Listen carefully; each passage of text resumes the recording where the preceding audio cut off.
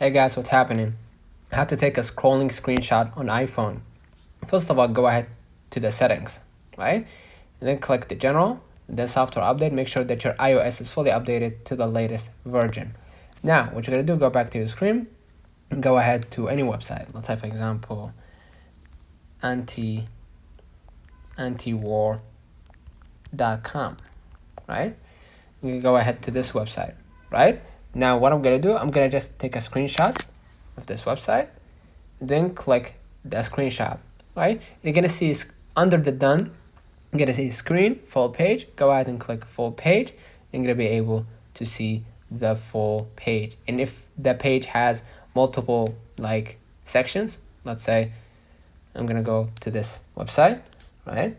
I'm gonna take a screenshot, click the screenshot, full page right here at the top, click on it, excuse me, gonna be able right here